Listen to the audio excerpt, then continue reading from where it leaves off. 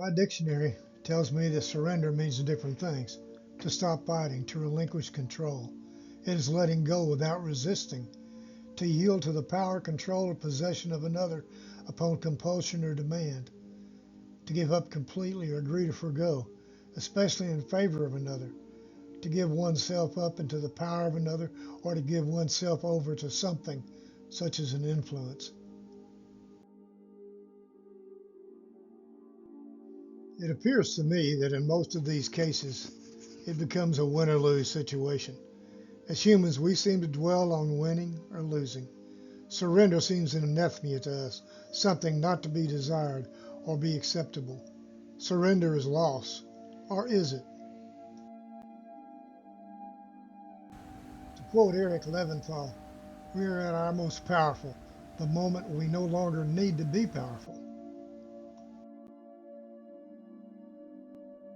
In surrender, we must admit our vulnerability, perhaps finally realizing our flaws and weaknesses as well as our strengths.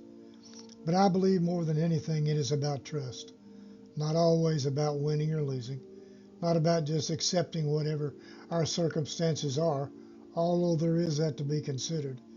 No, it's about trust and love. It's about embracing life with all its complexities, its joys, its sorrows, our own weaknesses and strengths.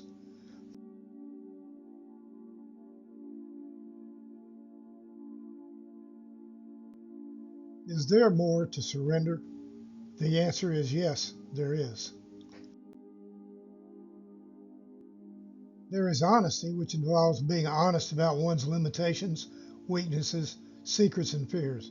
It means willingly setting aside one's own plans and desires to align with a path that is seen as better or more fulfilling. Honest surrender is an ongoing process of transforming one's heart and developing a genuine relationship. Respect is letting go of your desire for control and embracing openness. Respecting yourself allows you to show genuine respect for others and releasing the need to control. It can also mean setting boundaries. Yet respect is holding someone in high esteem by showing positive feelings, admiration, care, and consideration for their needs, feelings, and inherent worth. It involves valuing people, their opinions, and their boundaries, even if you don't agree with them, and requires treating others as you wish to be treated. Christ summed it all up as love your neighbor as yourself.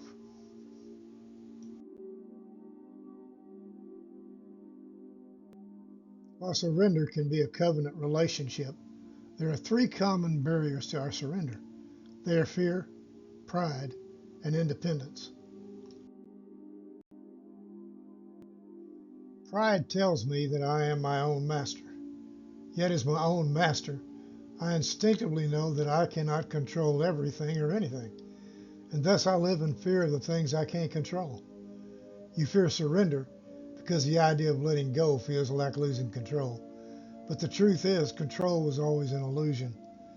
Independence directly opposes the act of surrender, making an independent person more resistant to giving up.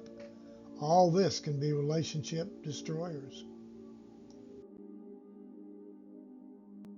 Even after a successful relationship is formed, there are pitfalls that can break a covenant of surrender. Lack of commitment, arguing too much, infidelity, married too young, unrealistic expectations, lack of equality in the relationship, lack of preparation for marriage, domestic violence or abuse.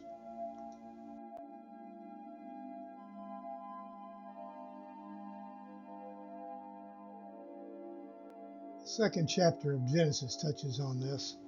Then the man said, "This at last is bone of my bones and flesh of my flesh. She shall be called woman, because she was taken out of man. Therefore a man shall leave his father and his mother and hold fast to his wife, and they shall become one flesh." This is mutual surrender in a nutshell.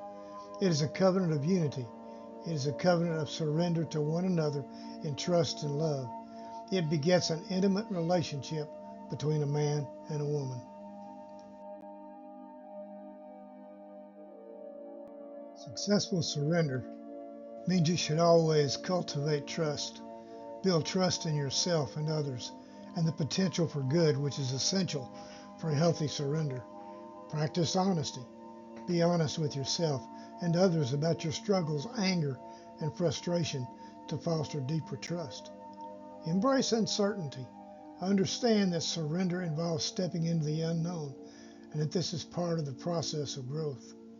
Find balance.